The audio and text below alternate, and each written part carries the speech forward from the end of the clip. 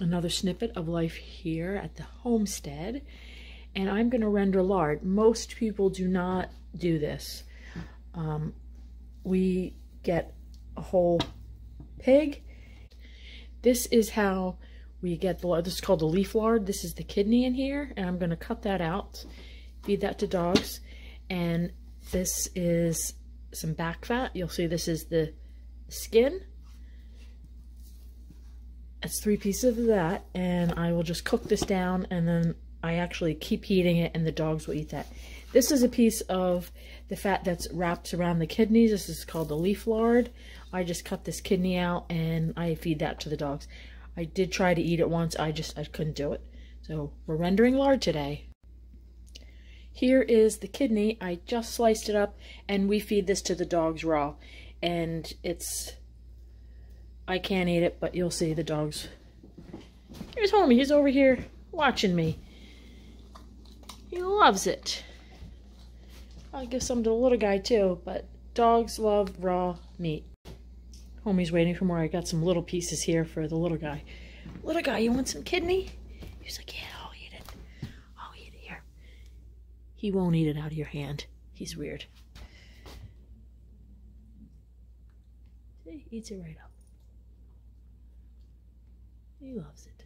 The leaf lard, I cut the kidney out. The leaf lard is more desirable. It's supposed to have a cleaner, less pork bacon taste to it.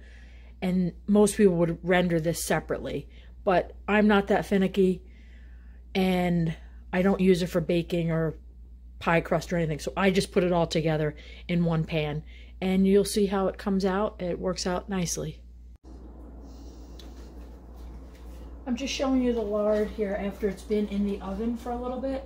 I lift up the pieces and I cut the fat off of the skin.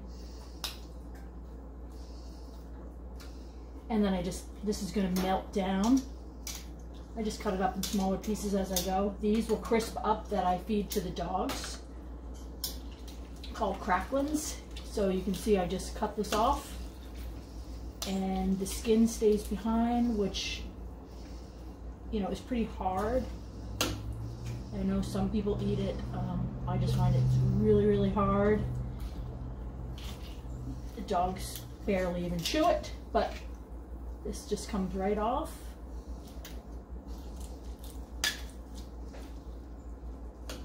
And I just keep checking it. This has already been in the oven for a couple hours. And this will just continue to melt away. This is that leaf lard. You can see it has a hard outer skin, and the fat just starts to dissolve.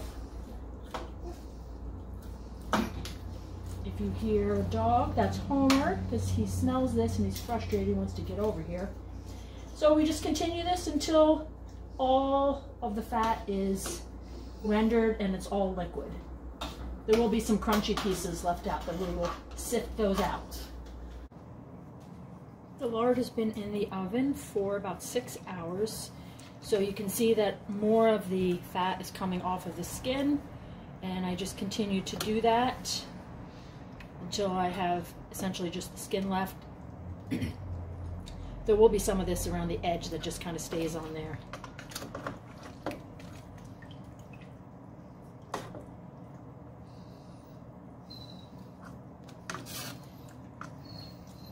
So I had 3 pieces of skin in there, and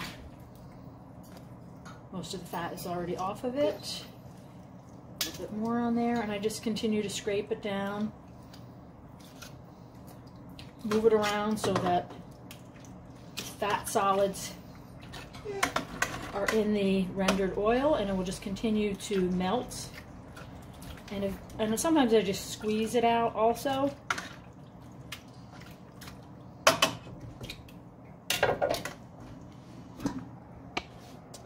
Show you what it looks like. It looks kind of gross, but once it's all said and done and I put it through a strainer and into jars, it just looks like a beautiful, beautiful solid fat to use for all kinds of things. And like I said, the dogs will eat this. I'll continue to crisp this up after I take it out of the oil, and that'll be doggy treats.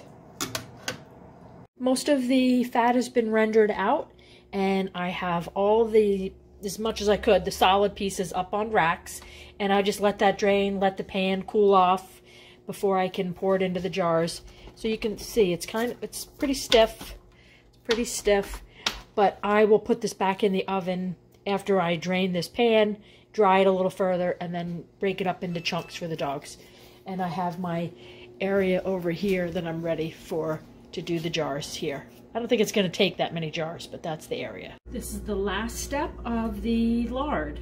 I have the jars set up. It doesn't usually take as many jars as I think, but I'm just going to start off with this one. I use this ball jar, a sieve container. It's a funnel.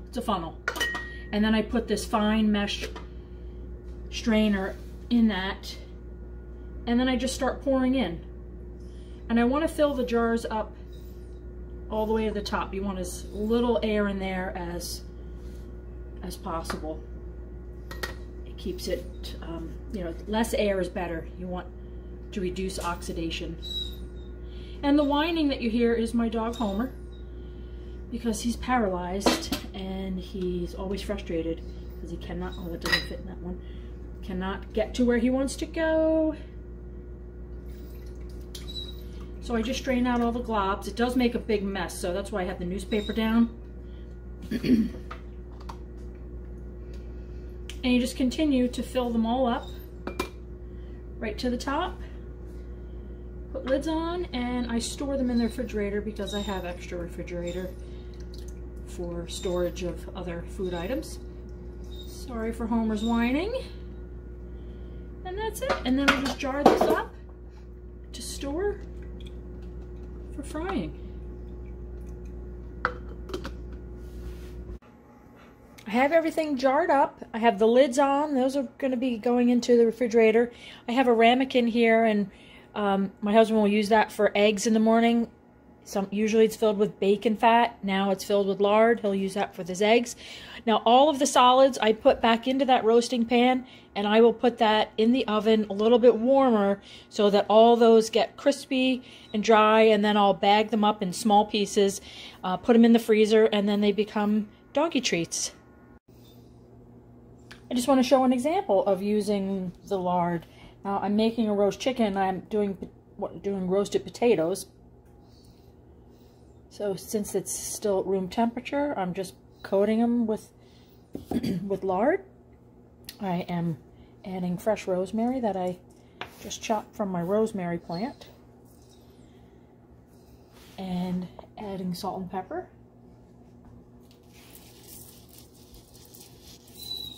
And that's still my dog whining.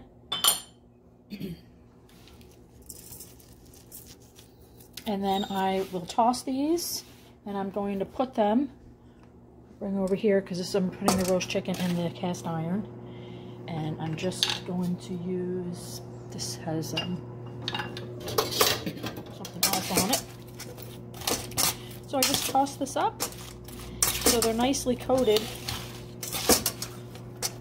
with the fat.